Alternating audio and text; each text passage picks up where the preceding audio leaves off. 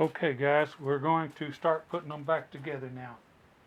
Now I went ahead and tapped the clutch shaft back in there after I had it all ready to go.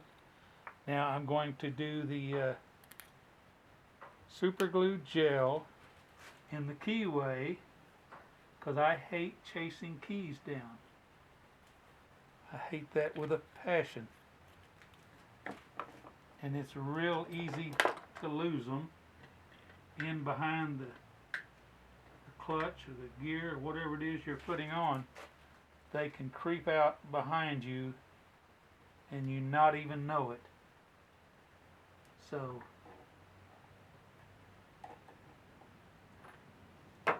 mine's not going to creep out. There. A couple of minutes with that sitting like that, it ain't going nowhere.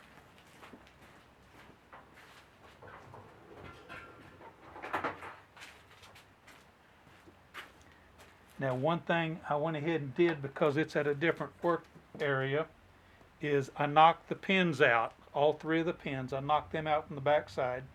Then I flipped this over and I took my drill with a 1/4 by 20 tap and I threaded all three holes to the 1/4 by 20 thread pattern.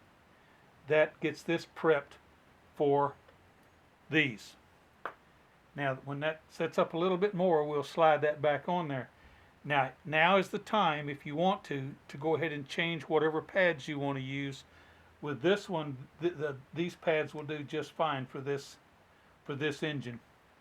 But now all we have to do is get this little jewel lined right back up.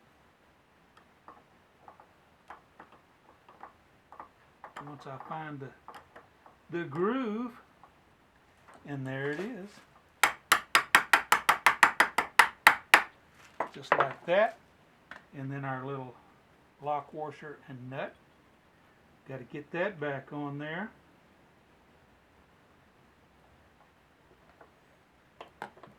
Our number 19. And I've got to block it again so that I can snug that nut down.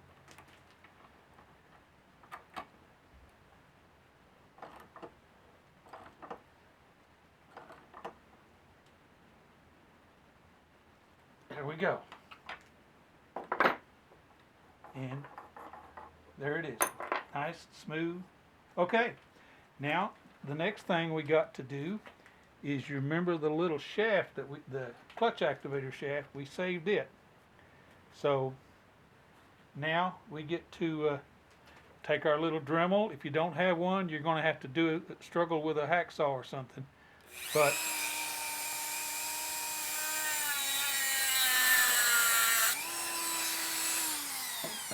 you got to put the little groove in there for your little screwdriver to catch for your fine tuning.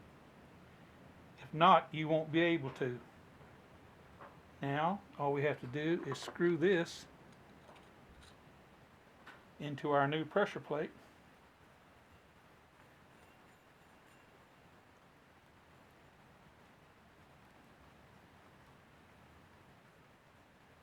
There. Rolls nice and easy all the way to the stop. Okay, that's done. That's ready. So what we're going to do is we're going to get just a little bit of good sticky grease. Nothing wrong with having it good and slimy. And slide her in the hole just like that. Okay? Now, we're going to start these. Now, the nice thing about these is they come with 2 washers each. If you really want that clutch super tight, put that second washer under here and you'll get a lot more spring compression. I really don't think I need that much, especially on this engine. So I'm going with the 1 washer. I would think 700 pounds would be plenty for this. Just going to be a little G2 Reed engine, little PK80. And okay, those are started. Now we're going to wedge it again and get them sucked down to where they belong, like that. Get this one pulled down, like that. Get that one, and it's down. Okay. Now you remember we had our little ball that we have to save. Got it right there. It's got to go back in the hole.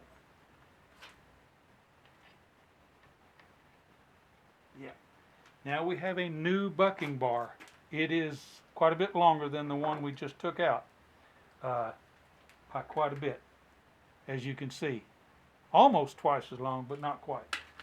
Now, here's where we have to do our major adjusting. Dry fit it in the hole.